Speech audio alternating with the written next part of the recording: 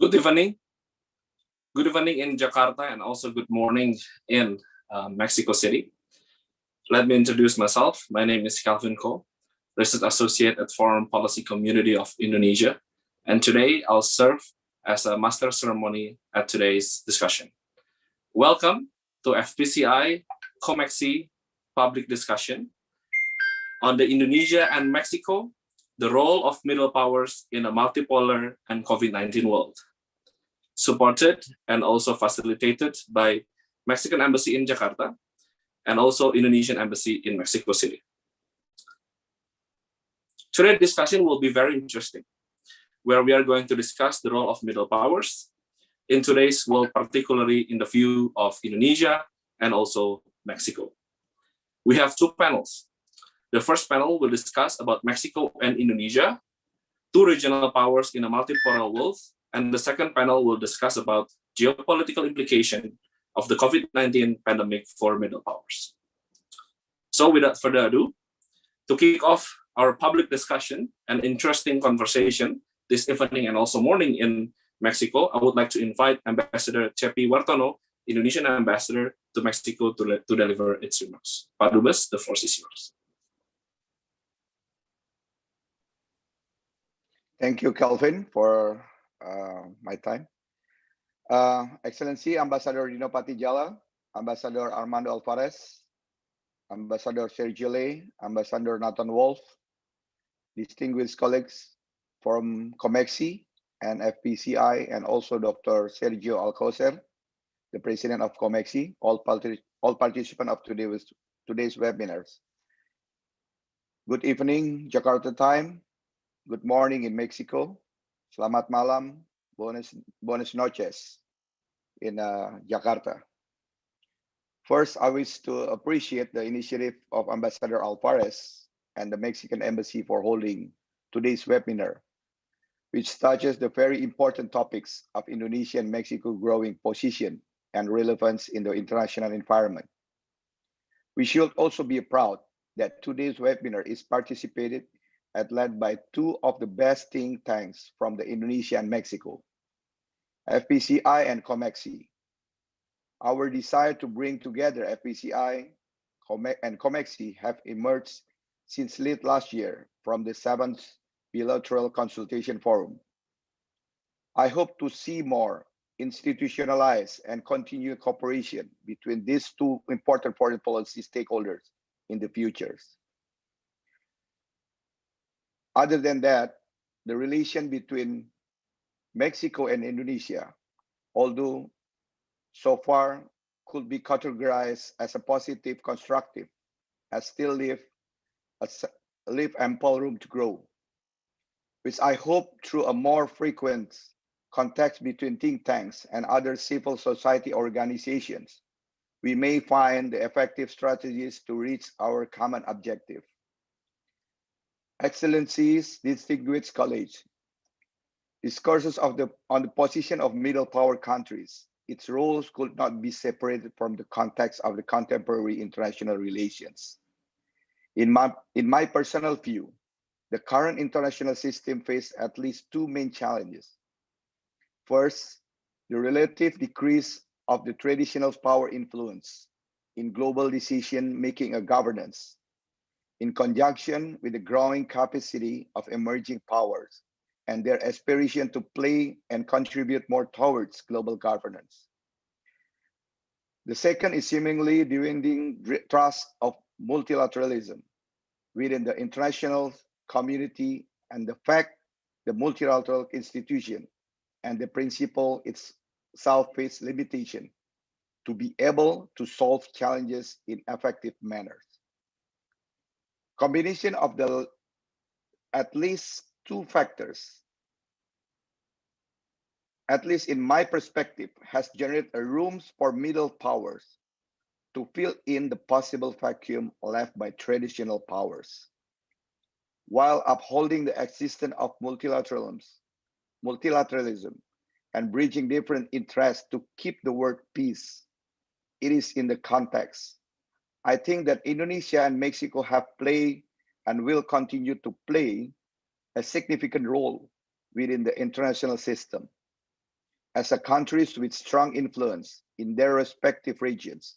Both countries have shown behavior as a middle powers, mainly through their activism in various multilateral institutions and preponderance to promote resolution and conflict peacefully and through dialogue. Distinguished ladies and gentlemen, colleagues, through observation, we could safely say that Indonesia and Mexico have demonstrated both willingness and real activism of being middle powers. Recently, Indonesia has been actively striving for a peaceful solution to the situation in the Southeast Asia region, not through controversial steps, but through a regional institution that has been well established, which is ASEAN. Indonesia's influence on achieving consensus on this issue is loud and clear. Through Indonesian membership in the UN Security Council 2 years ago, Indonesia has initiated or participated in various outcomes of the Security Council, as many as 110 resolutions, 112 press statements, as well as being actively involved negotiation to find a middle way on various different positions on the Security Council members countries. I could speak the same about Mexico. The confidence of select members to have Mexico holding the presidency for 2 consecutive years in the testament to Mexico influence and effective leadership in the region. This congruent view and interest of each as a middle power countries then manifested in the involvement of Indonesia and Mexico in MICTA.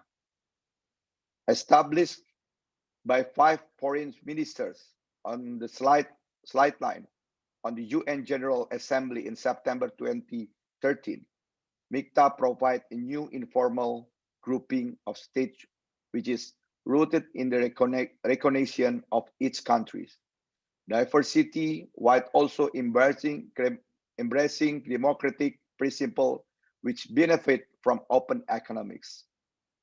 Level of commitment among MICTA member states have seemed to elevate it with the issuance of last year's joint statement at the level of head states of government during UN anniversary.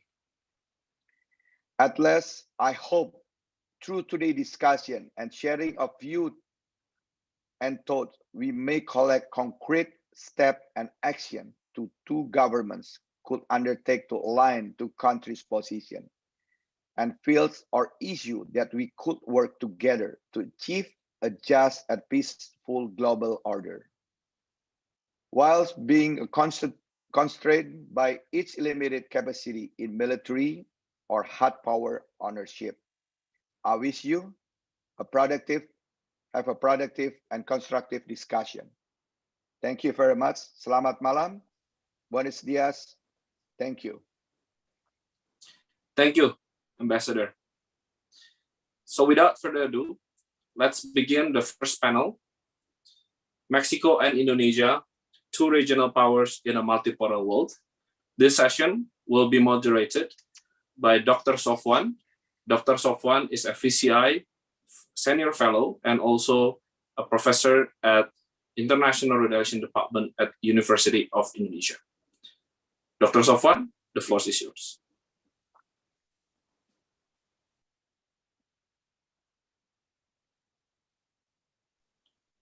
You are still muted, Doctor.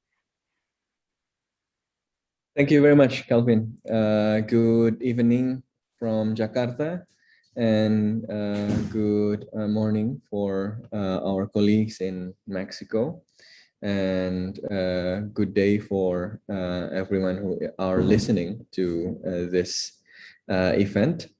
Ambassador, Excellencies, ladies and gentlemen, the first session will dig into a very important topic. Right now, we are talking about the 2 important countries, Indonesia and Mexico. And as we all see and experience right now, both countries are geographically distant. But if we look at the concept of the middle power, both countries are in the position, on the same position in the international structure of the distribution of power. Conceptually, the concept of middle power refers to countries or state with less than great power or superpower influence, which can influence all aspects of international affairs, but also wield significant influence in shaping international events, as shown in Indonesia and Mexico's leadership in their respective regions, as well as in specific events or issues, which is important. Now I get an honor to facilitate the discussion with two very distinguished figures, who are very representative to talk about how these two countries plays their role in international system as the middle powers. So Mexico and Indonesia, two regional powers in a multipolar world, is our shift to a more multipolar world will affect the role of these two leading regional powers in their each respective regions, and how, for example, their role as middle power will influence and shape the global governance amidst this global shift, the ongoing global shift. The first speaker is the one and only Pak Dino Patijala, Ambassador Dino Patijala. He was the Vice Minister of Foreign Affairs, former Vice Minister of Foreign Affairs, 2014 ya Pak ya. Ambassador of the Republic Indonesia to the United States from 2010 to 2013, and was also a presidential spokesperson and foreign policy advisor. And of course, Dino is also the founder of FPCI and our dear leader, Calvin. And then right now, Pak Dino will be accompanied by Dr. Sergio Alcocer, the president of COMEXI. Mr. Sergio Alcocer is a research professor at the Institute of Engineering of the National Autonomous University of Mexico, UNAM, and part-time professor in the College of Engineering of the University of Texas at San Antonio. So he was the Undersecretary for North America in the Ministry of Foreign Affairs and the Undersecretary for Strategic Planning and Technology Development of the Ministry of Energy of the Mexican government. At UNAM, he was Secretary General, Provost, Coordinator for Innovation and Development, and Director of the Institute of Engineering. He is also the chair of the Advisory Committee on Earthquake and Resilience, very close to Indonesian issue, earthquake and resilience, and member of the Advisory Committee on Structural Safety of the Mexico City government. Without further ado, I would like to invite Dino to start our discussion with an insight on how Indonesia perceives itself as a middle power, and whether Indonesia's position as middle power affects its foreign policy, and is Indonesia doing the middle power foreign policy well? Pak Dino, please, time is Thank you. yours. Thank you, Dr. Sofwan, and I want to send my greetings to my ambassador, Ambassador Cepi Wartono, and also to Ambassador Armando, my good friend here, who's always pick up my call. Thank you, and thank you also to Ambassador Sergio Alcocer, Ambassador Nathan Wolf, Alexius Jamadu, and all the others who are taking part here. Before I say my words, I just want to say how much I am envious of Ambassador Cepi Wartono, because I've always wanted to be ambassador to Mexico, yet he got the job, right? So, and you know, I got to tell you, when I was 15 years old, I was working as a dishwasher in Washington, D.C., and all the money that I got from being a dishwasher, I saved up in order to travel to Mexico as my first foreign trip alone ever, right? So I have a lot of connection with Mexico, and I fell in love with the taco.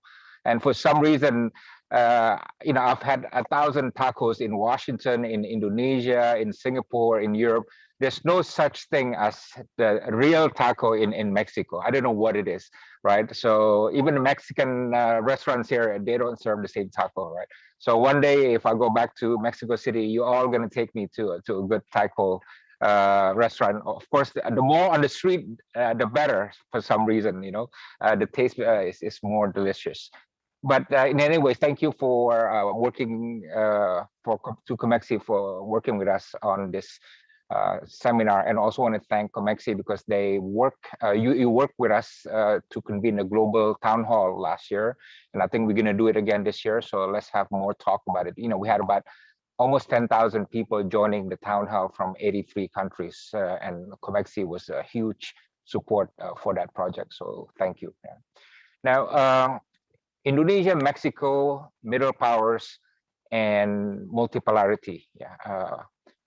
Let me just begin this with this one point.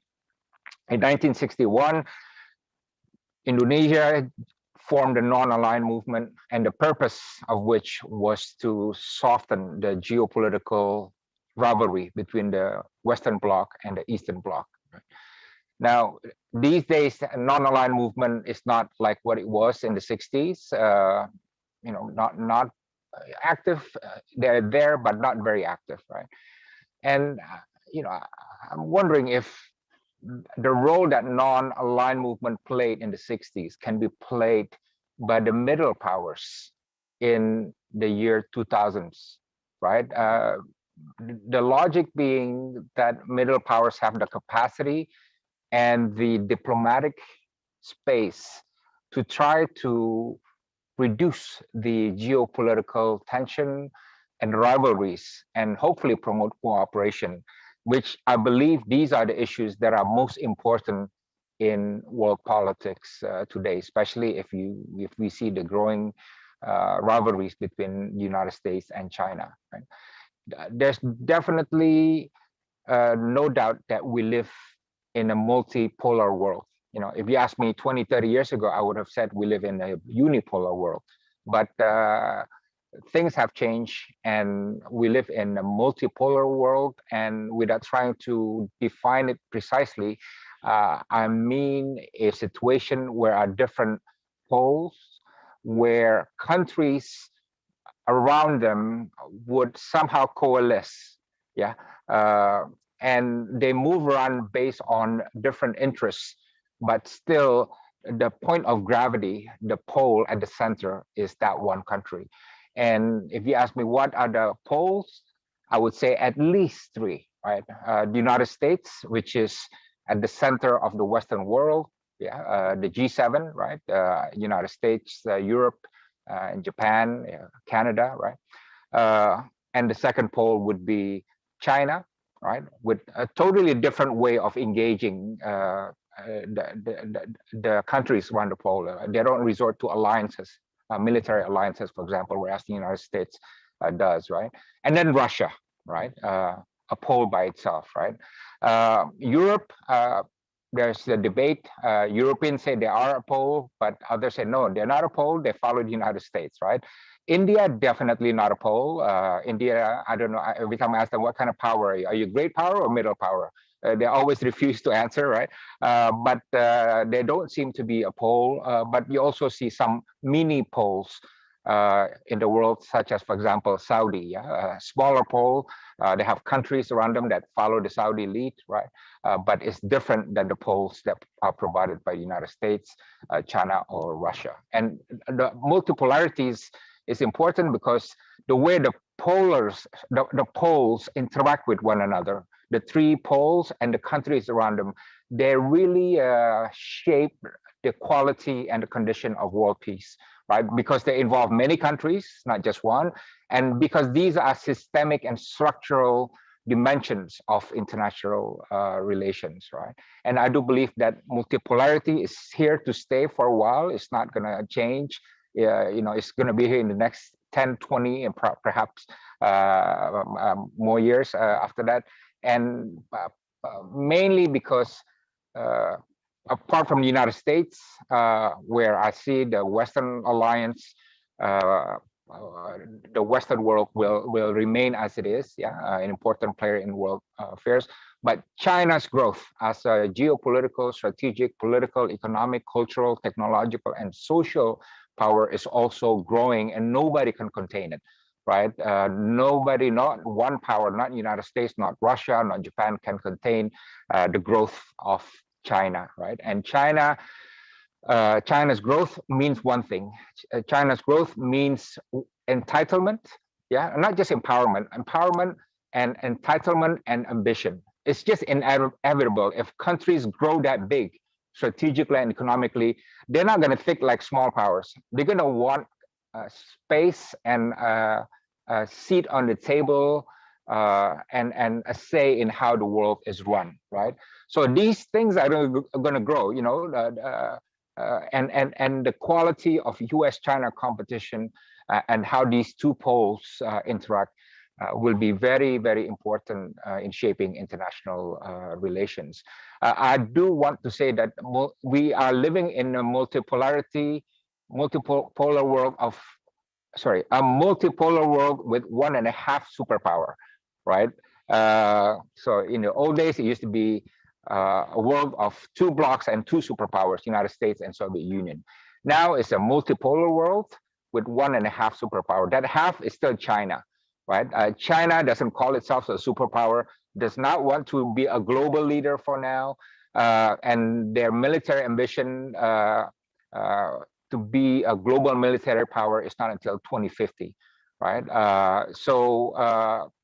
China is not there yet as a full superpower. It doesn't want to be. I think Chinese think that, look, being superpower has a lot of responsibilities. Let the United States be busy with those responsibilities because it would weaken them and it would allow us to come into strategic and economic spaces that the United States is leaving behind, like in Southeast Asia, for example, right? So that's been going on, and that is, I think, the structural reality that we are living in. And I do want to say, out of all the polls, the U.S.-China competition is going to be the most impactful one. And for us in Indonesia, it is most impactful because it is most felt in Southeast Asia. You feel a little bit in Middle East. China is growing more presence there, right? You see more of it in South Asia, right? Because China is intending to establish a presence in the Indian Ocean, right? A little bit in Africa because China is investing a lot there to get the resources, right? And so on. But in Southeast Asia, that's the doorstep of China, and of all the most geopolitically important regions of the world, Southeast Asia is the one China wants to have more influence than the United States, right? And in Africa or Latin America, China can say, yeah, US can be more influential politically there, but in Southeast Asia, Our ambition is to be more economically impactful than the United States and Japan, and more politically impactful and influential than the United States and Japan or any other country, right? So it is for us that we feel this competition the most in Southeast Asia. Now, you know, Indonesia is outside these poles, right? We're not part of the China, the US or Russian or European blocks, right? Poles, right? We are not part of any alliances at all. We have an independent and active foreign policy. And in fact, the term middle power is a new term for Indonesia, and it's a new term for our foreign policy. We did not really use them before, like 20, 30 years ago, we never used the term middle power. But we did our assessment of what kind of power we are. We found out we're not great power, we're not China, we're not the United States, but we're also not small power. And we found out that after the Cold War ended, we have become more agile and more versatile as a power. Because we are not tied to anybody, that means we can play in different fields and we can connect to different great powers effectively and comfortably without being tied by any corridors or fences, right? So that's what Indonesia is doing now, feeling like a middle power and wants to play a middle power role in world affairs. And our priority now is really to see the lessening of tension between US and China in Southeast Asia, right? This is why the concept of Indo-Pacific is becoming more important, because Indo-Pacific is not just a geographical expression. Indo-Pacific is a geopolitical concept of different interpretations. So President Trump used that term, Indo-Pacific, and now President Biden used it also. Japan used free and open Indo-Pacific, Australia and India also, and also Indonesia and ASEAN has its own Indo-Pacific. But our version of Indo-Pacific, if you look at the wordings, emphasize not so much on free and open, which is being emphasized by United States, India, India, Japan, and Australia, but on the inclusive and cooperative aspect of it, right? So if you want to see the difference in the terms, the Quad side emphasize the free and open, but the Indonesia and ASEAN emphasize the inclusive and cooperation, which means that, hey, we like Indo-Pacific, but if you guys come into our region, don't fight, don't compete, cooperate, you know, find something to cooperate with, cooperate on, and so on and so on. And this thing now is still fluid, right? It's still very interesting to see how these different interpretations of Indo-Pacific will manifest itself, especially because President Biden has really not spelled out what he means by Indo-Pacific. The only one change that I've noticed and we welcome is that Secretary of State Antony Blinken has now inserted the word cooperative in addition to free and open, which is a good thing, right? Which is a good thing. And Secretary and President Joe Biden has also said that we don't want conflict with China. We compete with China, but we don't want conflict with China, and have even spoken about the possibility of cooperation with China. But all of us in the region are still waiting. How much is that rhetorics, just words, or how much is there serious diplomatic thinking to establish some degree, some form of cooperation with China? And for us in Southeast Asia, there's nothing we want more to see the first step of that cooperation in our region, right? Whatever it is, it can be the most meaningless cooperation, but if it happens in our region, we would really welcome it. As you know, Japan and China, two rivals, have already agreed to work on a project in Thailand, right? Even though it may not be big, but the fact that something is going on in the spirit of cooperation is very good. The last point, because I want to hear more from Ambassador Sergio, is how can middle powers work to promote multilateralism? You know, Ambassador Chepi spoke about this. But multilateralism was sick under President Trump, and now it's getting a new boost. And now we're just seeing the balls rolling, right?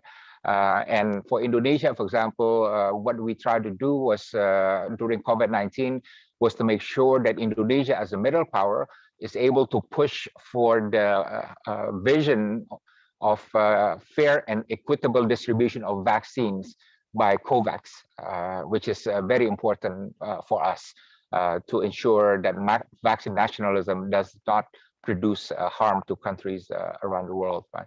But I do think that on the question of corona, on the question of climate change, on the question of sustainable development goals and other things, middle power must work together to promote multilateralism.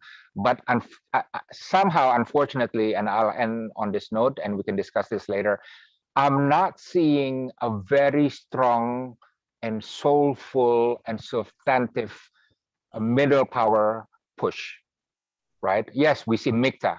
Absolutely, the presidents issue declarations, joint statements, the foreign ministers meet. But if you want to be honest about it, we really have not seen a strong middle power engagement for strong diplomatic push at the UN, geopolitically or economically or other things, right? It's still lacking that electricity and lacking that substance and push, right?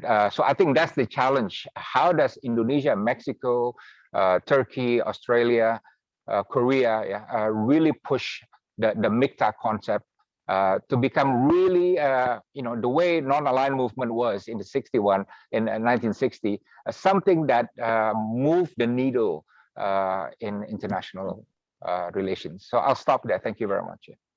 Thank you very much, Ambassador Dino.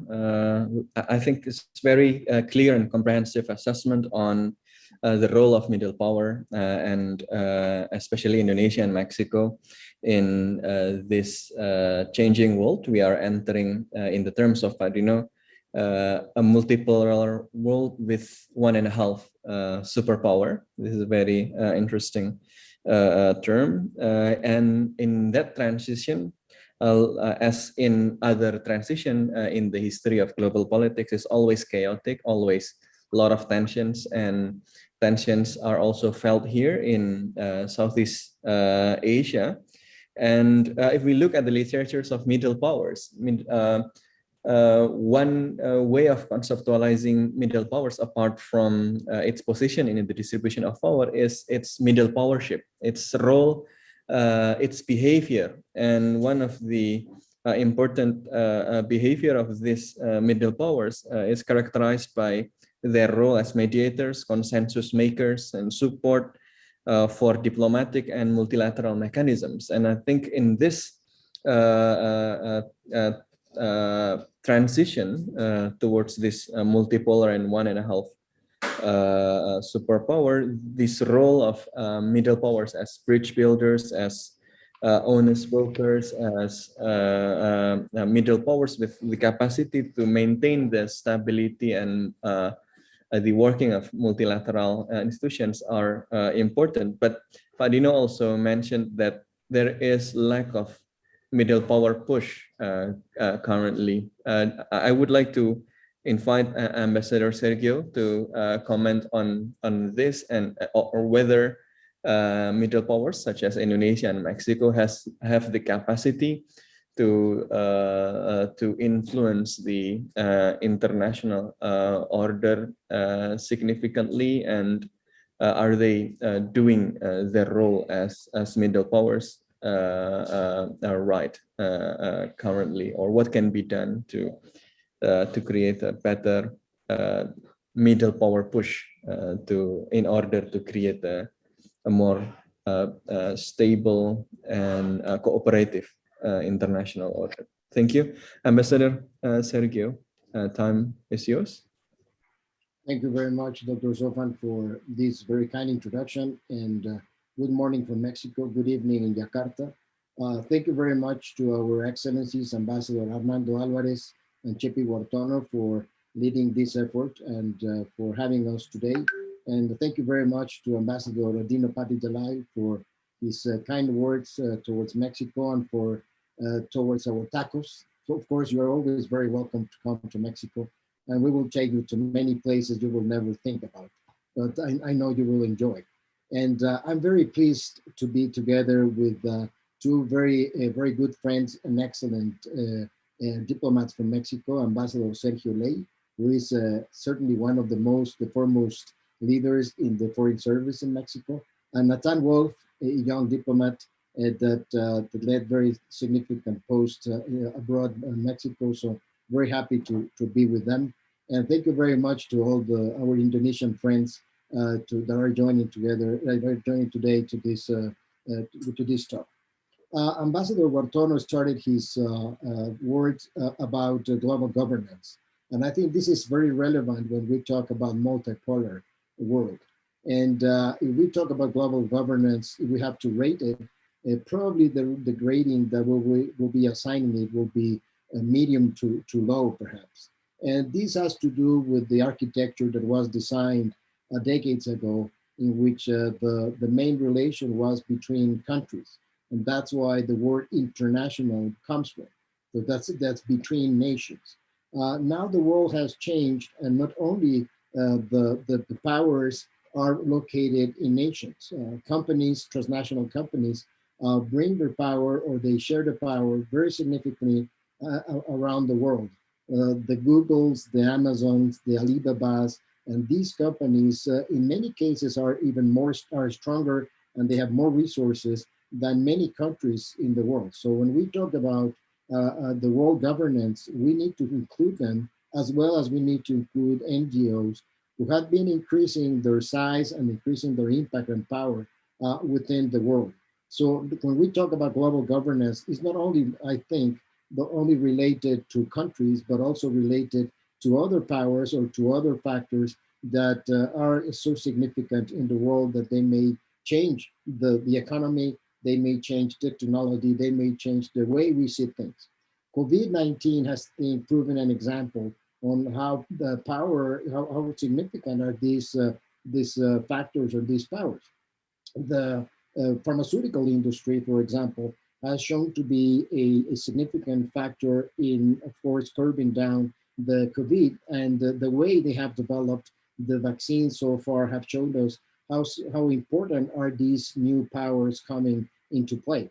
And for example, the way in which we are now interconnected, for example, Zoom or any other platforms from these transnational companies have taught us how powerful are these enterprises in order to really manage and to sort of modify and modulate how we survive and how we connect, how we interact. So when we talk about global governance, I think that we need to include these other factors into question. So I guess one of the issues that have to be discussed is how can we, Indonesia and Mexico, as Ambassador Dalal mentioned, can change the narrative in the international arena. I think that both countries have been quite successful in terms of bringing consensus to their own regions. For example, Mexico has been always very open to develop consensus in Central America and South America and other areas. We have been leading peacekeeping efforts in the region, and that's something that is very well recognized in the region related to Mexico. However, the question that now we have to face is what can we do together, Mexico and Indonesia, in order to bring a global governance into a more stable and particularly leading to building peace. I think one narrative that we need to change is not to avoid conflicts, but rather that building peace and building a stability. And I think this would be one scope that would be different from what we have been doing. Mexico is a country, as you know, that is neighbor to the United States. So for us, the most important relation, of course, is that with the United States. It's our neighbor, it's our friend, in many circumstances, is our ally, or we are allied to them. And certainly it's an associate in trade and economic terms. Of course, there are things that we don't share. like, of course, the Americans don't share with us. But that doesn't put us in a situation that we only need to look to United States, or by that means to Canada. The foreign policy in Mexico has been successful in diversifying with other regions. One region that I think we need to look more closely is the Asian region, and particularly a country like Indonesia. If we compare Mexico with Indonesia, we are very similar in numbers in many aspects. Not only we have pretty much about the same surface area. Of course, we are divided in over 14,000 islands. We don't have that luxury of having the sea surrounding our environment, but we have a similar economy, similar size of the economy itself. We are number 15, you are number 16. We have similar challenges. But one thing that I think is very significant, and we need to learn from Indonesia, is that over the past 20, 30 years, you have maintained a constant policy in terms of attracting investments. And this is something that in Mexico, we have had over the past years, and most recently, we are sort of losing or eroding that confidence to investors. But anyway, I think that the two countries are so intertwined in terms of its values and its interests that certainly I think that we should put together some ideas on how to work both and for example, reviving MICTA. MICTA was mentioned by Ambassador Jalal as one of those architectural agreements that were put aside at the G20. And this was because when they were meeting at the G20 at the time, well, of course, Russia had to do with the United States and had their own conversations, and Japan had their own conversations with China. But then Indonesia, Mexico, South Korea, Turkey, and Australia didn't have anything to do with the other ones. So it made all sense for the five of them to join in a separate room and then talk about the commonalities. And certainly there are commonalities among the countries. Turkey now is having its own challenge vis-a-vis the Kurd population versus Syria versus Iran, and they have their own issues to talk about and to deal with. But Mexico and Indonesia and perhaps Korea are those countries in which we have very, very large commonalities that should bring us more closely in order to identify ways for, as you suggested, pushing the middle power agenda into the international arena. We have welcomed in Mexico, at least from the social society point of view, the new foreign policy from the United States. Of course, we would like to have more open areas and conversations with the United States. And we are not, as many people would like to put us, against China. There is no choice in Mexico between China and the United States. We have diversified our relations, and we are good friends of China. China is a great trading partner to Mexico. Although we don't share all the values and all the stances and positions that the Chinese may have. We should not be put in a position whether to choose between United States and China. We are neighbors to the United States, so that's an obvious choice if you want it. But we have very good relations with China. And we are seeing China's presence in Latin America growing over the past months. And this is not that we are concerned about, we are interested in seeing how we can cooperate more with China. The initiative, the Belt Road Initiative, is so significant and so attractive that for us it would be of interest to learn all the experiences, and if they are positive, that we could take advantage of this.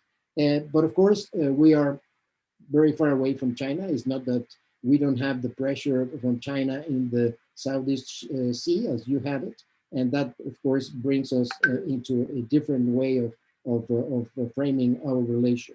I just will close with the idea that being members of significant international bodies like United Nations or MICTA I think that keeping with the work between FPCI and COMEXI over the next months would be one that we could develop positions and proposals for our own ministries of foreign affairs on how to, first of all, or to try to bring Indonesia closer to Mexico and Mexico closer to Indonesia on the one hand, but also to identify what can we do together to push the agenda of middle powers, in the sense that we bring consensus, we build peace, and we'll build more prosperity to our peoples. I think that's one of the main challenges that we face, both countries, Indonesia and Mexico. How can we bring more prosperity to our peoples? So with this, I will close my remarks, and thank you again for the opportunity to be with you. Thank you very much, Mr. Sergio. I think a very important point is that with the changing global order, a lot of challenges from more actors in international politics and the tensions between great powers. And in this time of instability, the role of middle powers, including Indonesia and Mexico, is increasingly needed. And thus it is important to bring Indonesia closer to Mexico and bring Mexico closer to Indonesia.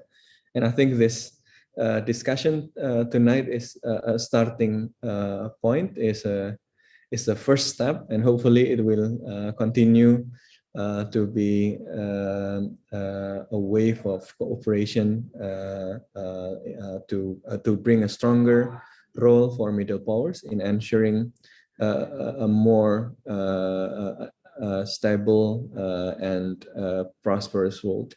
With this, I think we can move to the second panel. I would like to close the first panel, but of course, since both speakers, both ambassadors, provides us with provocative thoughts, with very insightful observations, I guess that many viewers are having their burning questions. So please let that question burn.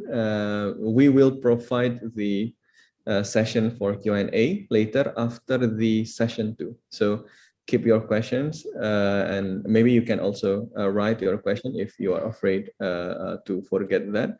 But first, we will move to the second session, and after that, we will go to the Q&A session. Calvin, back to you.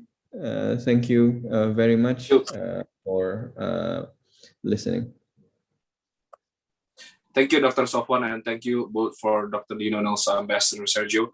I think we have a very comprehensive discussion about the view about multipolar from the view of the lens of middle powers. And now let us sift the envelope more to discuss about how the geopolitical in the multipolar and also in the COVID-19 implicate the middle power itself.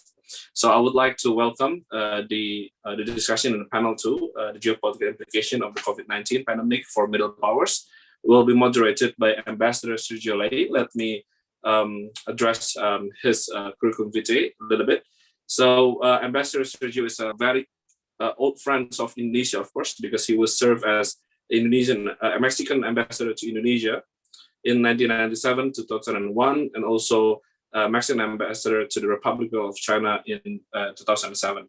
And he also served in many capacities. In 2009, he was the chairman of Asia-Pacific Business Section of Mexican Business Council for Foreign Trade, Investment, and Technology.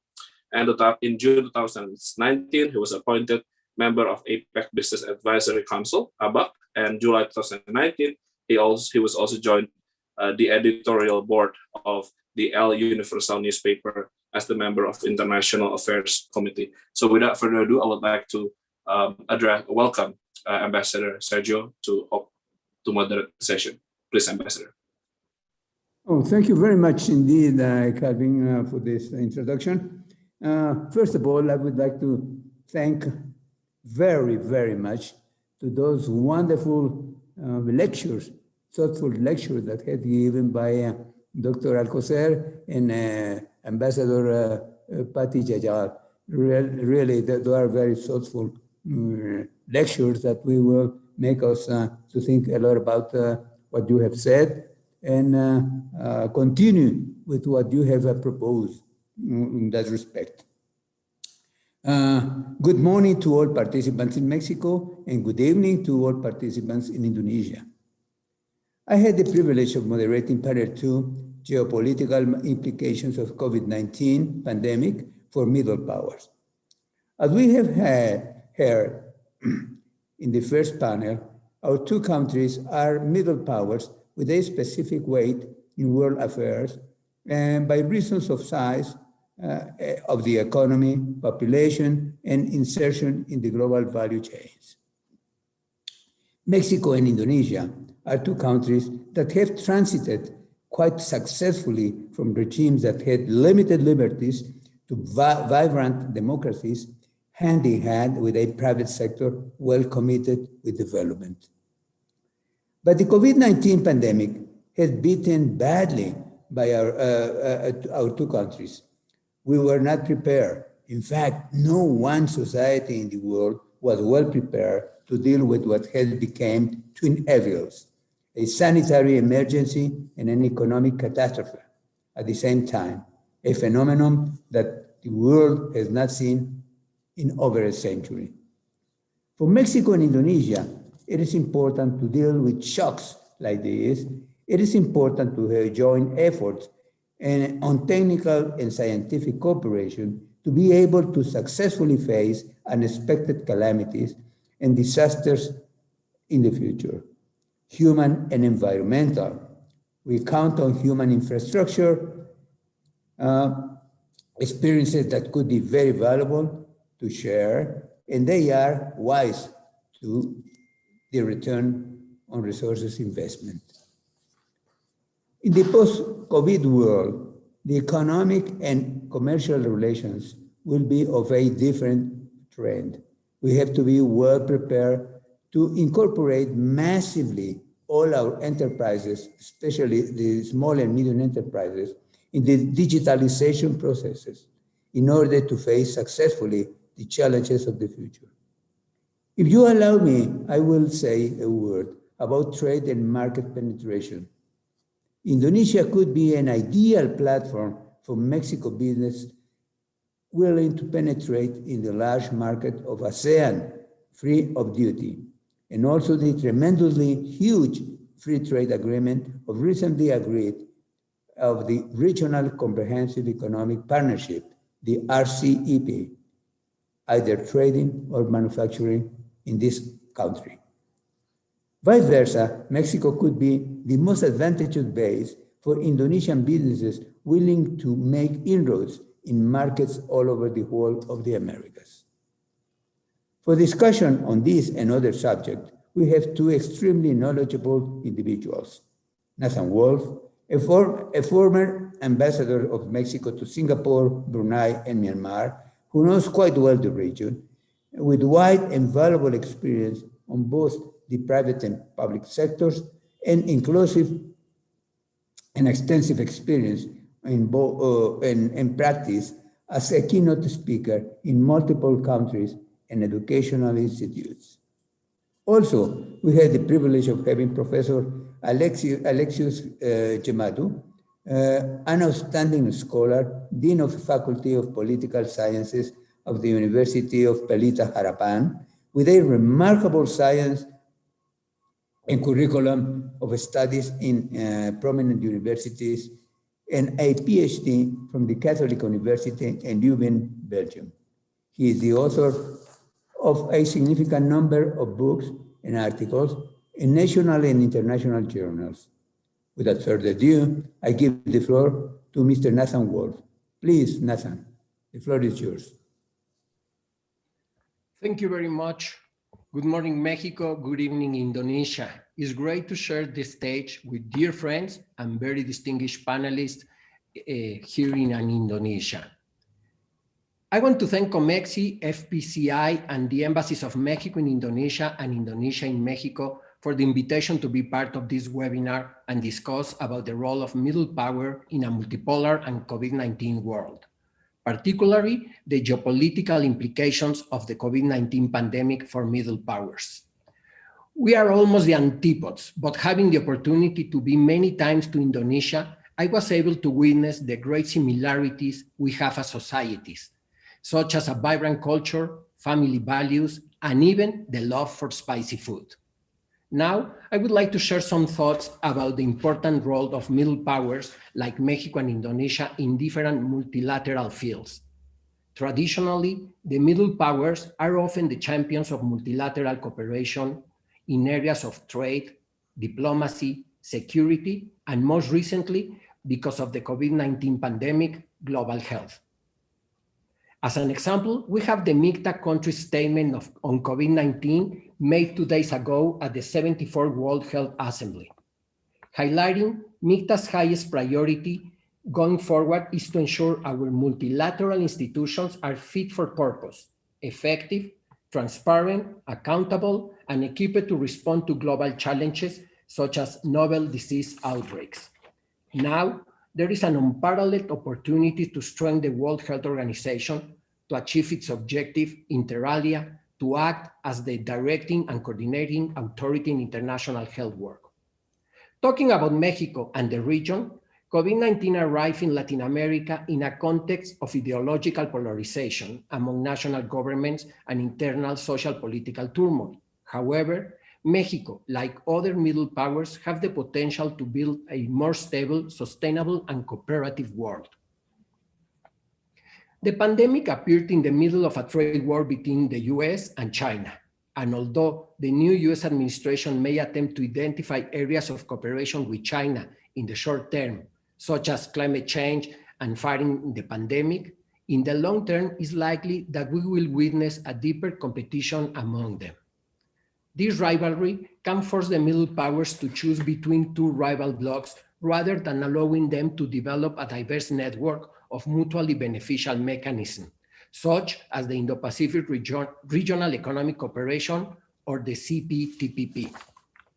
It is indisputable that Indonesia and Mexico are in regions where each one has its own superpower, China and the US.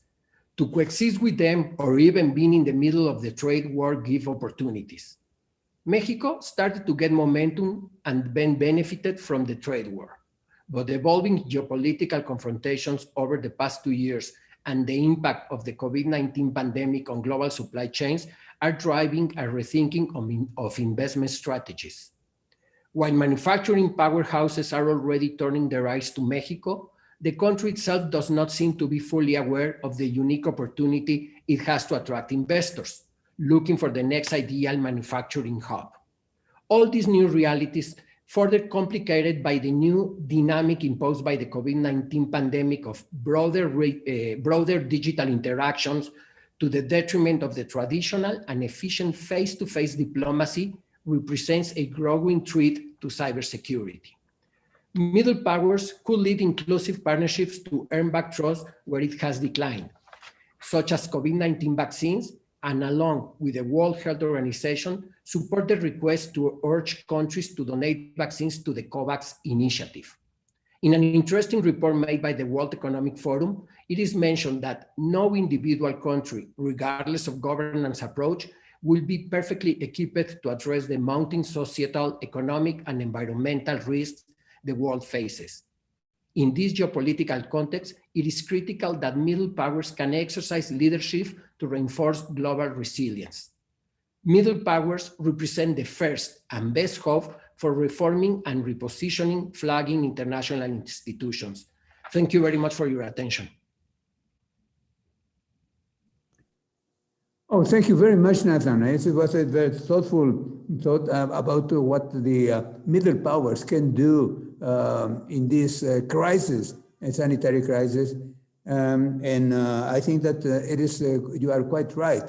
I think that the role of the middle powers could be very crucial in order to get what we have to be done in this sanitary crisis that is affecting all over the world.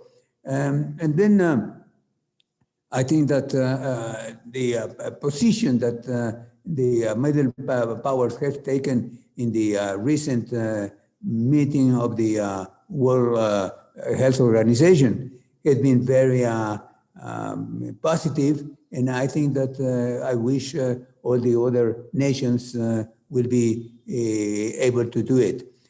However, I would like to make a mention here that in this position, I think that the middle power should also get together and share their thought and their resources in order to get to be able to face future pandemics on trying to get the resources and human resources in order to be able to prepare vaccinations and vaccines in order for their own population, because it is impossible really to think that the nation that has developed the vaccines will be able to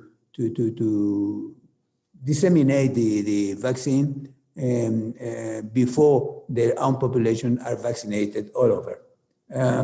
But further ado, I would like to give the floor to Professor Alexius, who's also have a lot of thought related to this issue. And please, Professor Alexius, the floor is yours.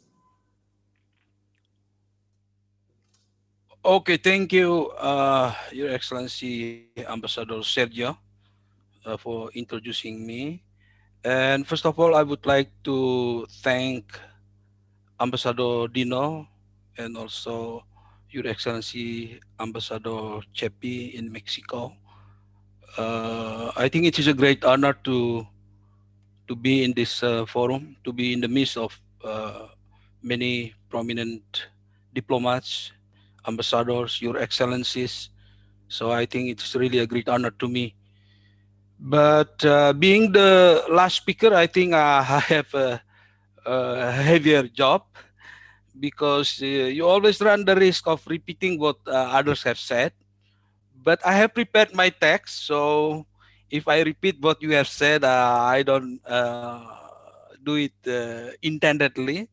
But I hope what I will share with you this evening will be of some value in our understanding of the role of middle power, especially for our two countries, Indonesia and Mexico. So 4 questions are raised by the committee, are sent to me.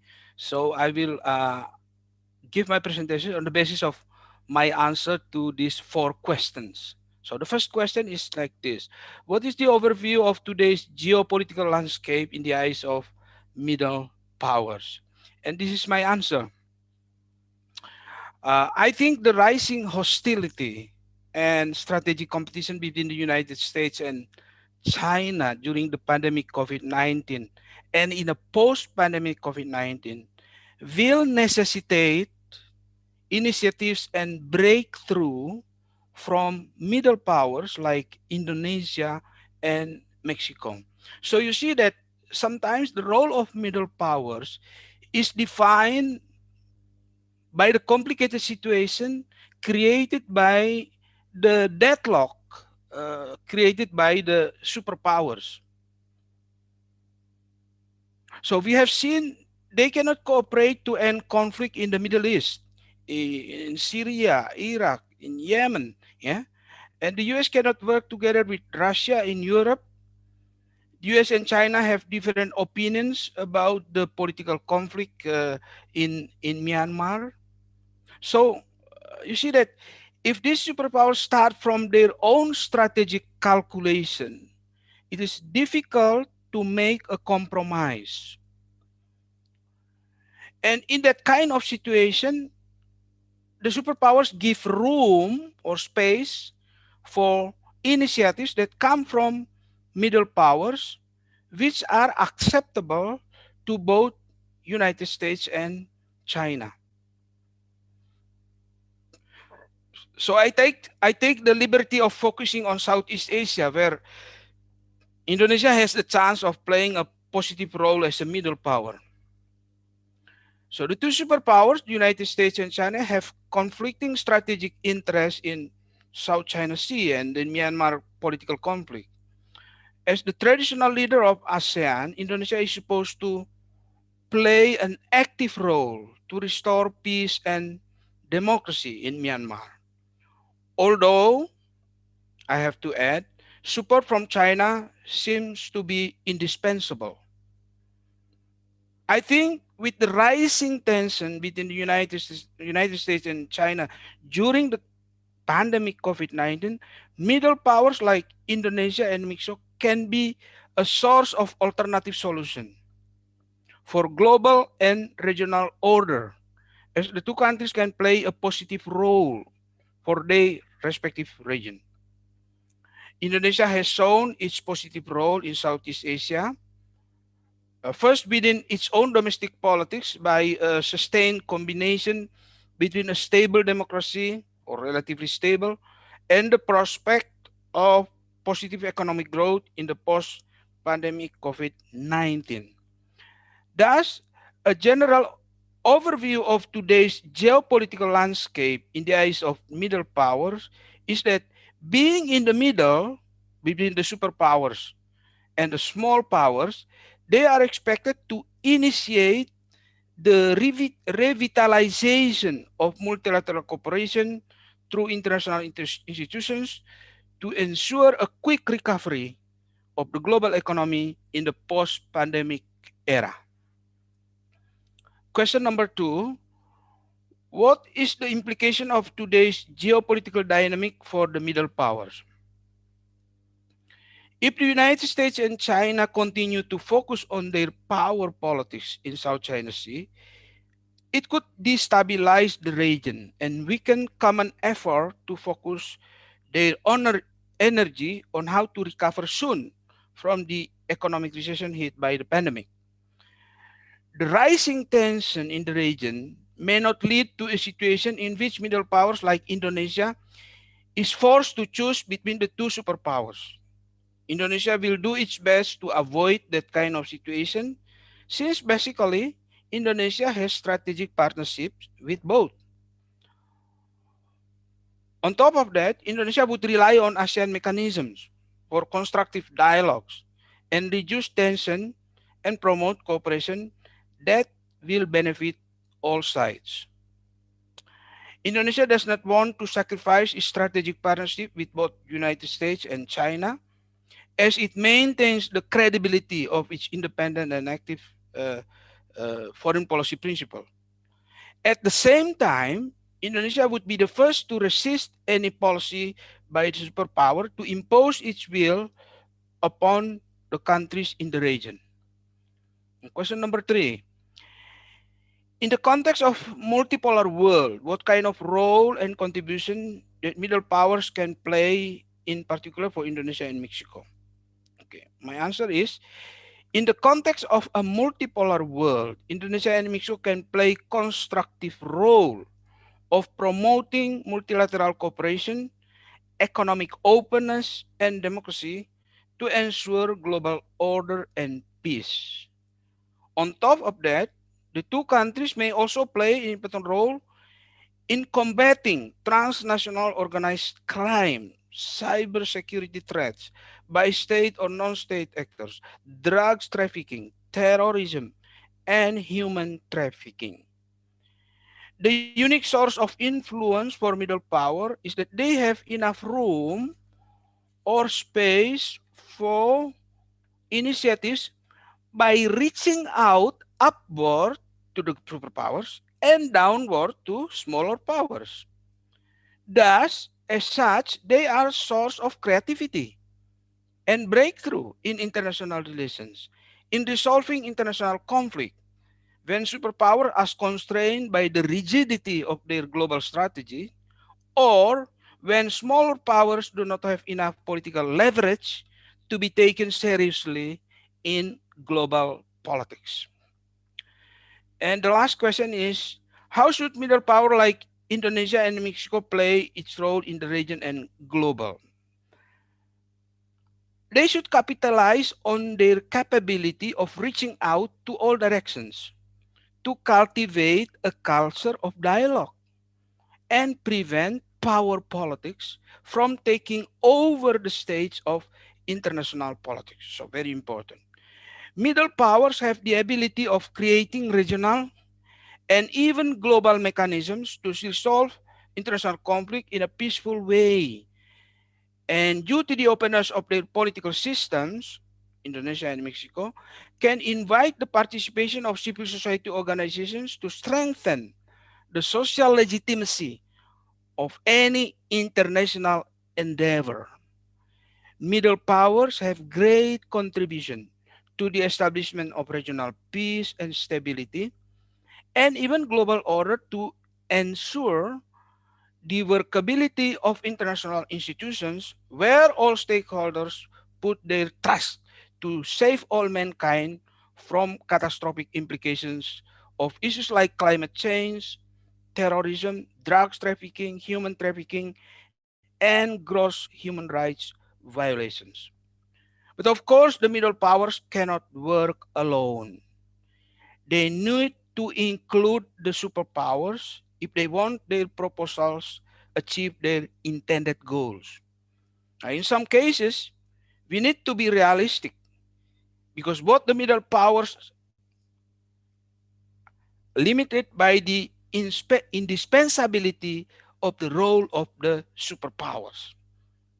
I think the realists are right here that sometimes rules of the game are unavoidably determined by the superpowers, unfortunately. They must have diplomatic skills to reach out to the superpowers and smaller states to come up with realistic and acceptable solutions for many global issues. Indonesia and Mexico are members of MICTA, a group of middle powers who are also members of G20. To avoid deadlock or stalemate these multilateral institutions, middle powers can formulate their common interests and do their best to contribute to restore global economic growth after the pandemic COVID-19 for the best interest of all humanity. So that is my share with you. That's all what I want to tell you. Thank you. Thank you very much, Professor Alexius. I think that you were very clearly in pointing out what the role of the middle powers can do in this conflict that right now is arising between the two powers that are in conflict. And I think that this role of the middle powers is quite positive in your proposal, that can be the actors, the active actors for bringing peace and stability in the region. And of course, this will bring stability and peace all over the world. However, you rightly pointed out, there are also constraints, and constraints are to convince the superpowers that the intentions are good and the benefits are really we can see. And this is something that we have to do very carefully, and we have to use all our tools at our disposition, because in any case, middle powers, of course, have tools. You have pointed out those tools that we have, and we have to use those tools in a very clever way to convince the superpowers in order to diffuse all conflicts that may arise. Because, of course, all conflicts arise from regional conflicts, and usually they extend to include the conflict of the superpowers. Thank you very much for that thoughtful. I think that right now it will be open the session for question and answers. And then I give back the floor to Calvin, who will conduct those session of question and answers. Is that true, Calvin? Yeah, thank you, Ambassador Sergio. I think you have very excellent moderating the session, and also thank you for all the panelists. I think we have covered up on the view until how the implication of COVID-19 toward the positions of the middle powers. So we're in the sessions of interactive dialogue, and the interactive dialogue will be again moderated by Dr. Sopwan. We have several questions coming up from the public in the comments chat, and also I believe Dr. Sopwan also has some observation that leads into another questions to the respective speakers. And I just want to a little bit remind that we're going to end the session at 9:45 and will be closed by closing remarks from Ambassador Armando. So Dr. Sopwan, the floor is yours. Thank you very much, Calvin. Very interesting discussion and a lot of thoughtful insights from the speakers, which lead us to want to dig deeper into the issue. And I think there are several interesting questions here, also from the public, and also I have several things that I think is important to be discussed. I think first, most of all the speakers are talking about the need of a stronger role of middle powers, and currently we are facing a global pandemic and a lot of international cooperations challenges during this pandemic, such as on the vaccine distribution, vaccine equality, etc. So I think it might be interesting to ask the speakers on how do middle powers can use the opportunities to develop stronger collaboration, stronger international collaboration to solve the challenges during the pandemic of COVID-19. Can middle powers such as Indonesia and Mexico play a role in ensuring a working international cooperation in mitigating and providing solutions for the current global pandemic? For example, in vaccine cooperation, etc. And then there is also a question from Guadalupe Gonzalez Chavez here, is on the, is it possible to find some commonalities to start with, both at MICTA and the Pacific Alliance in the context of today's approach? And there's also a question on the post-pandemic cooperation. I think we could start with that question first. Pandemic and post-pandemic opportunities for cooperation for middle powers. I would like to start with Ambassador Sergio. Do you have any comments on this question?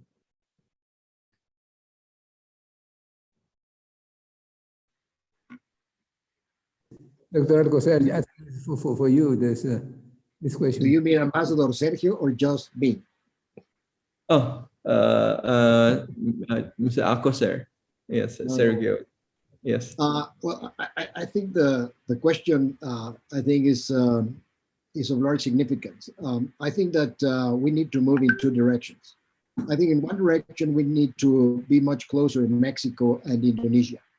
I think that we need to get more often together, and I think this webinar should be a starting point, working between FPCI and COMEXI in order to identify common issues between our two countries. I think that's very first point.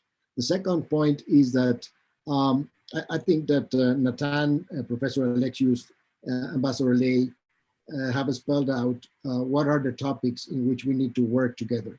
The COVAX or the vaccine, the strengthening of the World Health Organization, I think should be one of those topics.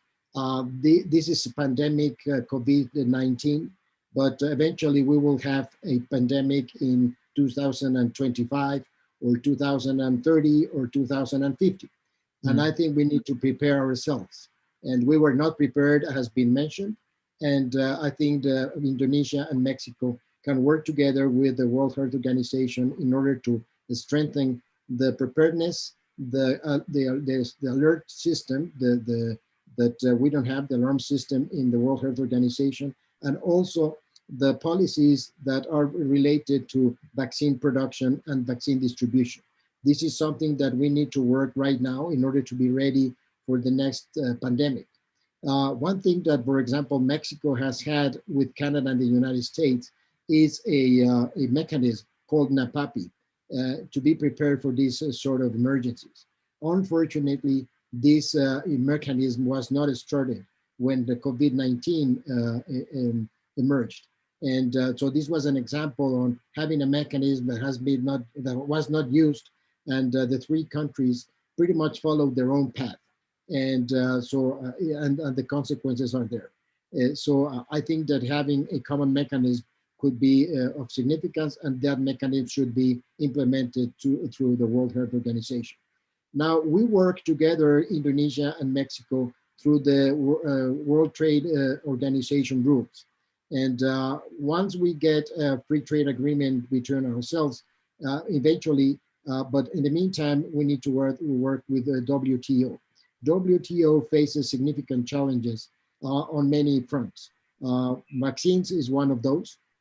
Energy is another challenge. And the emergence of artificial intelligence and machine language technologies also are another source of challenge or an issue that the World Trade Organization should deal with.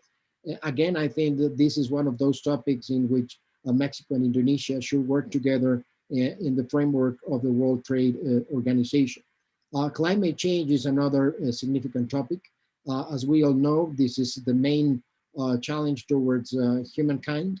And we need to, Indonesia and Mexico are among the 4 or 5 countries with a large biological diversity. So we have a commonality also in that front that makes us, or should make us, work together. And I think the future of the world is to work with different regions. MICTA could be one of those. Mexico is member of the Pacific Alliance, and Indonesia is also partnered to some of the countries in the Pacific Alliance. So working together with these interregions or in these blocks would make more sense, because if we have commonalities among 5 countries, MICTA, 4 countries in the Pacific Alliance, well, yeah, you bring the middle powers not being led by Mexico and Indonesia, but then you have 10 or 9 countries in this case that are speaking the same language. So I just want to mention these topics, but I think that COMEXI and FPCI have a very interesting role of, as I said, first of all, developing a roadmap to increase and deepen the relation between Mexico and Indonesia on one side, but also to work with other partners to develop a roadmap on how ourselves as middle powers can engage and can influence the world. Yeah, thank you very much. I think very important to highlight here that the pandemic situation has led to a need for stronger collaboration between middle powers, and actually it is already starting with some initiatives, some cooperation, some collaboration in different platforms, but we need to push that further. Professor Alexis Jemadu, do you have any view on this in the context of pandemic COVID-19? Okay, thank you, Sofan. I think it is a very interesting question. And I believe that the middle powers can play a very important role in this kind of situation, because you know that in a global calamity like COVID-19, countries tend to care about their own interest. So nationalism is on the rise, protectionism is on the rise, because everybody wants to take care its own interest. Now, within that kind of situation, I think Indonesia and Mexico can come up as um, a good members of international community in taking initiatives, because this global calamity tells us one thing: how much we depend on each other in order to solve our problems. So interdependence is the good narrative to be promoted by middle powers, because they have the flexibility of reaching out to all directions. As I mentioned in my presentation, they can dialogue with the superpowers, and they can also reach out down to the smaller powers in the region. So they play a very important role in this case. Can start from economic cooperation, yeah, in order to restore our economic growth, but they can also revitalize the function of multilateral institutions, the only hope we have for justice for humanity. So they play a very important role for the distribution of vaccines. So somebody has to take initiative to take care of the poor countries. And I think Indonesia and Mexico, they can take initiative to think about developing countries in general. Yeah. So to ensure justice. So that is my view, Pak Sofan. Thank you. Okay, thank you very much. This is the age of, because of the pandemic, many countries are becoming egoistic, including the great powers are keeping the vaccines for themselves. And Alexius mentioned that it is time for middle powers like Indonesia and Mexico to remind the world that we are dependent on each other. I think it's very important point. Ambassador Nathan, do you have any addition to this? Yeah, actually, we have to work closer, either in formal groups or in informal groups, such as APEC, CTPP, G20, MICTA, the Pacific Alliance, the ASEAN. I think the middle powers like Mexico and Indonesia have a broader representation of interests of different countries that can raise the voice towards the superpowers and put in the agenda the hard topics that most of the countries are faced, and Mexico and Indonesia represent many of those broader interests among small and medium countries in the world. Basically, and I'm agree with what already Sergio Alcocer and Professor Alexius already said. Thank you. Another endorsement for the collaboration. Ambassador Sergio, do you would like to add some insights on this topic also? I mean, it would be interesting to hear your insights too. Oh, thank you very much. Yes, yes. Of course, I would like to just to mention that in that aspect, we have seen that the large countries and the large countries that have manufacturing facilities for vaccines, they have looked for their own interests. The cooperation, I propose that the cooperation between our countries, middle power countries, to be more concentrated in developing our own resources. I think that we have their own structure in our own resources to develop our own vaccines that could be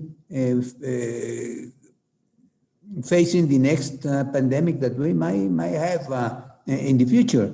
Then Indonesia has something to be important to cooperate in this.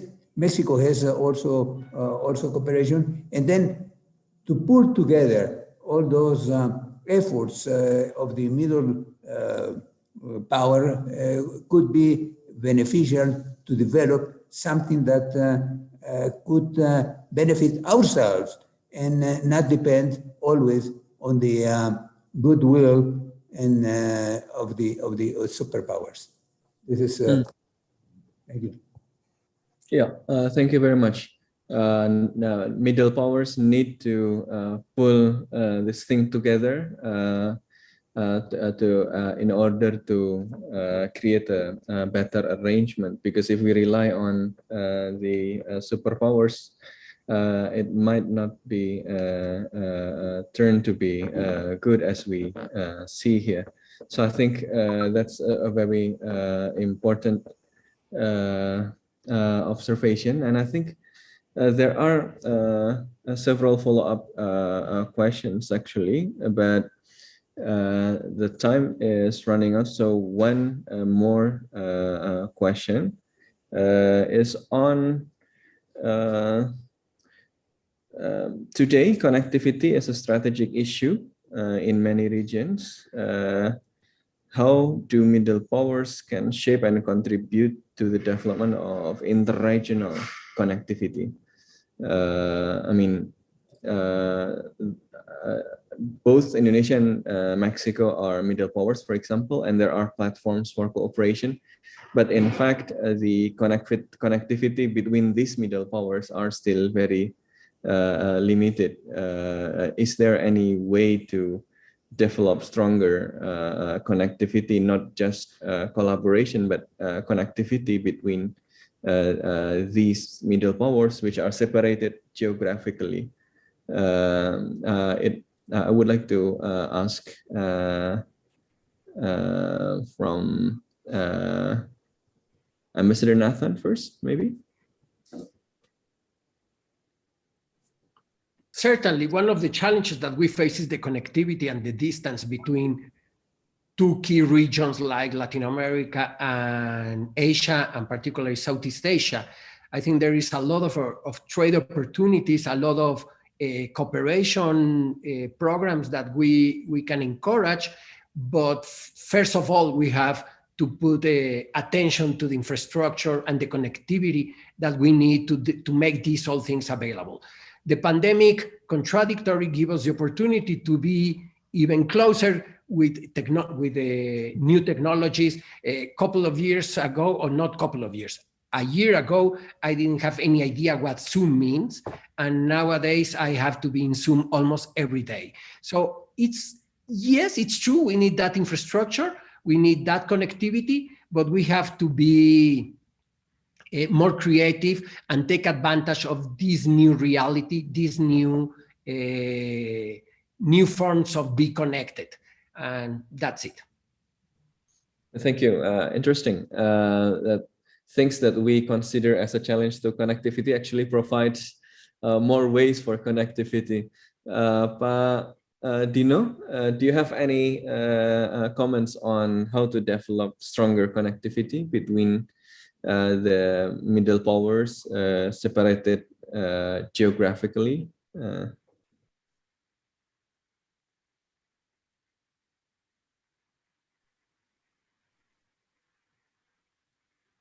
Are you connected already, or maybe? Sorry, yeah. Are you asking me a question? Yes. Okay. How do middle powers can strengthen their connectivity? Because most of these middle powers are geographically distant, including like Indonesia and Mexico. How to develop stronger connectivity between them so they can play a stronger role in international politics or international cooperation? Yes, thank you. Well, first, sorry, I had to run out a little bit. I had a little bit of problem at my home, and that I had to resolve technical problems at home. But now I'm back. But to answer your question, look at what happened to BRIC. Yeah, there was so many things going on with BRICS. Yeah, Brazil, Russia, India, and China, and South Africa was last put on it. But BRICS is having some issues now. I think especially because India and China are not getting along terribly well. Yeah. So BRICS that was seen so very promising before has somewhat faltered a little bit. And I think what it is with regard to BRICS, there's just not so much diplomatic coordination among them to produce the tangible results that they intended. So I think among the middle powers, the more we have diplomatic coordination and common position, I think the better that will be. Ambassador Nathan Wolf had just said that there was a MICTA statement at the World Health Assembly and at the G20 and so on, which is actually that was Kevin Rudd's idea actually to come up with the MICTA, because the very argument that Sergio Alcocer has said that other middle powers have a forum on their own during G20, but not the MICTA countries or countries that would later be called MICTA, right?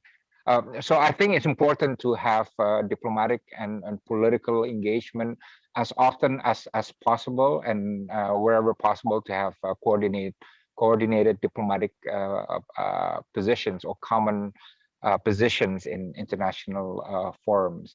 When Indonesians talk to Mexicans, there's nothing that they disagree on. I know this because I was director for North America. I handled Mexico. So there are so many things that we see eye to eye, right? So I think even though our economic engagement is minimal, and it's been a minimal for a long time because it's just so hard to elevate trade between Indonesia and Mexico. But politically and diplomatically, there is strong grounds to grow that relationship even more. Thank you very much. I will continue from that with the very last question. So, Pak Dino mentioned about MICTA as a platform. I'm just curious on how can we push MICTA forward in this context. Pak Sergio Alcocer, Dr. Sergio Alcocer, do you have any view on this?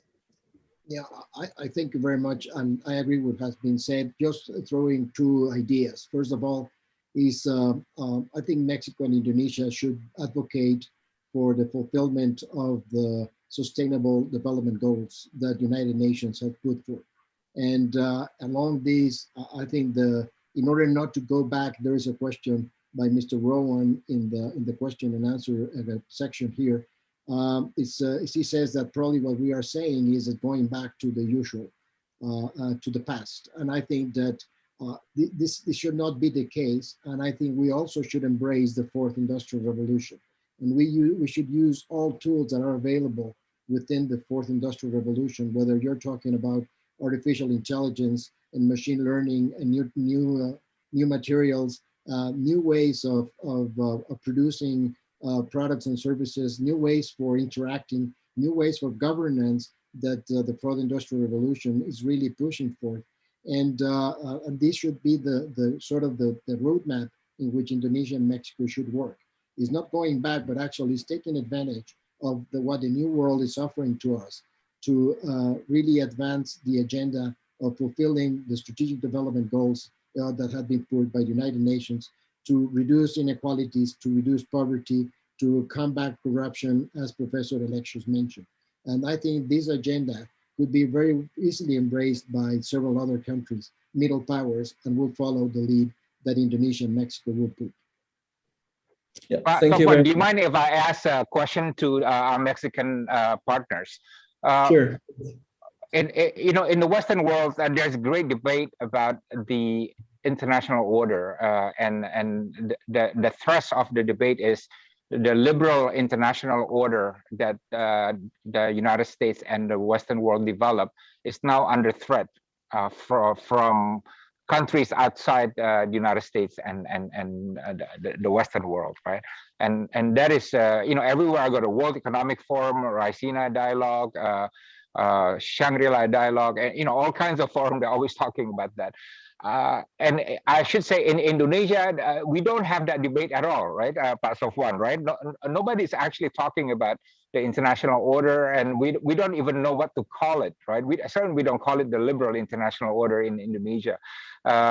So we're not having that debate, but we're also asking what the next or future international order will be, especially after COVID-19, and there's no answer to it at the moment. I'm just asking, does Mexico believe that the present liberal international order, as they call it, is something to be maintained and preserved and defended? Or do you feel that the present international order should be changed to something else? Or if that is the case, then what is that something else? Yeah. Ambassador Sergio, you raise your hand. So maybe you can answer this, please. I would like to just mention that I think that every country, every society has chosen its own way of developing and its own way of doing what they want to do. I don't think that any institution or any country should impose any way of life towards the other. And I think that no one, not even China, is trying to export its way of government, not the way of doing the economy, of managing the economy. However, I think that in that aspect, I think that the politics of the United States is a little bit wrong, in the sense that they are creating an enemy that do not exist. Then creating also something that shouldn't in fact be of any concern to any society, as far as all societies are able to choose their own way of doing and their own way of developing. That's my comment. Thank you very much. Thank you very much. Mr. Nathan, do you have comments on this? No, I'm agree. I think Ambassador Lei said that perfectly, and agree with. I think always these informal mechanisms give an opportunity for middle powers like Mexico. Yeah. Okay. And maybe Dr. Sergio, do you have any comment on this?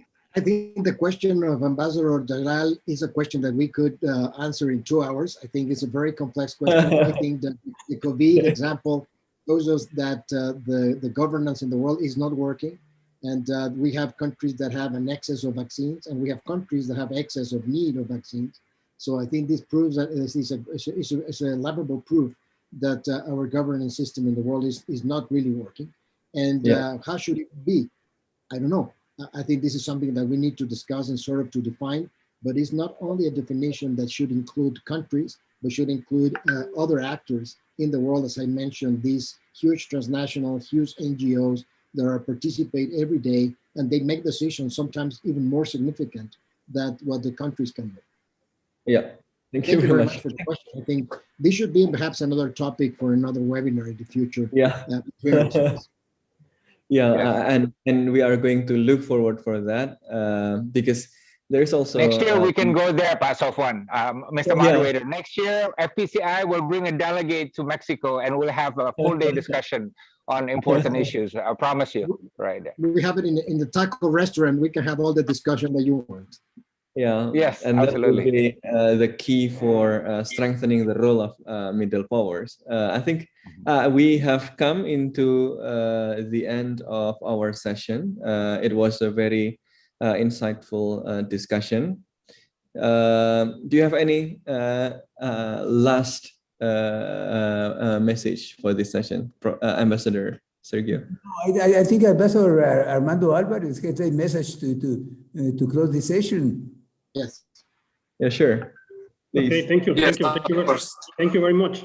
Thank you. Good evening in Indonesia. Good morning, Mexico. This has been indeed a very, very successful event. I would like to congratulate all the participants and extend my recognition to COMEXI and FPCI for the organization of this extraordinary event. It has been great to have the two most important think tanks of Mexico and Indonesia discussing the importance of the cooperation between our countries in the current international context. Today's discussion has provided an insightful analysis of the role that two middle powers like Mexico and Indonesia are called to play in an increasingly multipolar world. Even before the eruption of the current pandemic, the international system had already started a historical inflection point as new political, economic, and cultural influence centers in Asia, Pacific, Latin America, and elsewhere are emerging and assuming a key role in diverse fields. In his opening remarks, Ambassador Chepi Wartono recalled that Mexico and Indonesia are already playing an essential role in our respective regions through our leadership in ASEAN and CELAC. He also mentioned that more collaboration between both countries is necessary to face the challenges posed by the international system. He is right. Mexico and Indonesia share views on global and regional concerns and work together in diverse initiatives in the multilateral arena, striving to design pragmatic and constructive solutions to new global issues in fields ranging from finance and economics to security, environment, and sustainable development. Both countries are champions on international cooperation. They belong to MICTA, along with the Republic of Korea, Turkey, and Australia. This informal group of like-minded middle powers aims to provide pragmatic and constructive solutions to new global challenges in different fields. In panel one, Mexico and Indonesia, two regional powers in a multipolar world, the moderator, Dr. Shaoquan, pointed out that both countries are geographically distant, but share the same position in the international structure as middle powers. He elaborated on the concept of middle powers and highlighted the importance of these actors in global structure, as well as their impact on international governance. In turn, Dr. Dinopati Jalal referred to Indonesia's historical background as an active player of international politics and indicated that middle powers have the capability to reduce global tensions and risks. He emphasized the importance of living in a multipolar world and the profound implications of today's global structure. He called for further collaboration between middle powers, particularly in spaces like MICTA. In his participation, Dr. Sergio Alcocer provided a multifactorial analysis of the global structure. He stressed the importance of middle powers, but also of other actors, such as transnational companies and NGOs. Dr. Alcocer mentioned that the challenge for Mexico and Indonesia is to find creative ways to change the narrative of the international arena. He specified that both countries have been successful in bringing consensus to their respective regions and invited both nations to extend their influence and collaboration to work in topics like peace and global stability. Dr. Alcocer also mentioned that despite its strong political and economic link with the USA, Mexico has succeeded in diversifying its foreign policy, particularly in Asia Pacific. In panel two, the moderator, Ambassador Sergio Ley, mentioned that although Mexico and Indonesia are two vibrant democracies and emerging economies, the COVID-19 caught us off guard, and stressed that reinforced international collaboration schemes with middle powers as critical actors is essential nowadays to face global challenges such as COVID-19 pandemic. He said that Indonesia can open spaces for Mexico in Asia, and Mexico can open spaces for Indonesia in the Americas. He also mentioned that the post-COVID-19 world will be vastly different and will introduce new challenges, particularly in economy and trade, for which Mexico and Indonesia need to be prepared. Ambassador Nathan Wolf described middle powers as champions of collaboration in terms of economy, trade, and security. He mentioned that COVID-19 has represented a major challenge for countries like Mexico, but indicated that middle powers are able to build a more collaborative and competitive post-COVID world. He stated that the US-China competition should be seen as an opportunity to develop new structures between the middle powers. Professor Alexius Gemadu has commented that middle powers should capitalize their position to prevent power politics.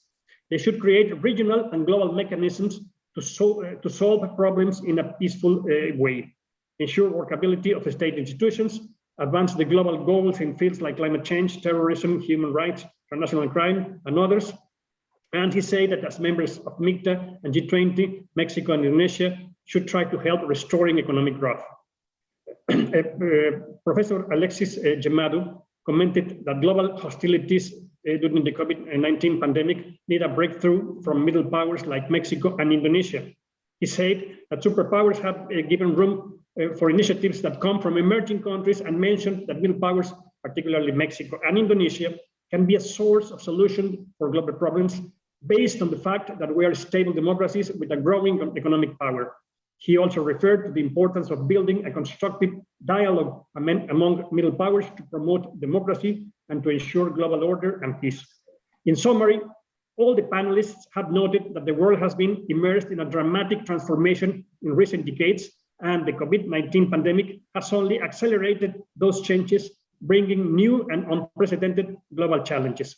They also coincided in stressing that the current situation opens spaces for international collaboration among new actors, especially the so-called middle powers, such as Mexico and Indonesia, that are called to lead innovative projects and initiatives aimed to provide cutting-edge solutions to some of the most challenging problems we are facing.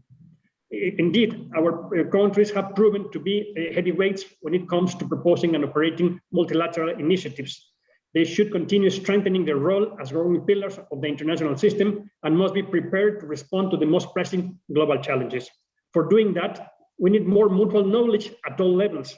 And this has much to do with connectivity, as it was mentioned during the question and answer session. And as Ambassador Sergio Ley and Ambassador Chepe Guartono mentioned, we need more Mexican and Indonesian officials, scholars, business people, scientists, artists, and yes, more think tanks from both countries speaking among them, as it has been the case of this interesting webinar. So congratulations again to all participants, and thank you very much for your kind attention. Thank you very much, Ambassador Armando Alvarez. And I think that's a very comprehensive summary of this session. So I don't have to summarize it. So I will just wait for the taco, and I will return the session to Calvin. Thank you. Let's have a big hand for all of us. And thank you both for COMEXI and also FPCI. And thank you for those who are watching through YouTube channel and also now at Zoom. Thank you for staying up late until here in Indonesia. And I also, those who are in Mexico, you have a very great day. So thank you for COMEXI and also FPCI. Thank you also for Indonesian Embassy in Mexico City and also Mexican Embassy here in Jakarta for facilitating and supported this initiative. And don't forget also to follow the activities of FPCI and also Mexico, COMEXI at respective social media handles. FPCI with @FPC Indo and COMEXI at COMEXI. So thank you very much. See you in the next session or in the next initiative between both COMEXI and FPCI. Bye-bye.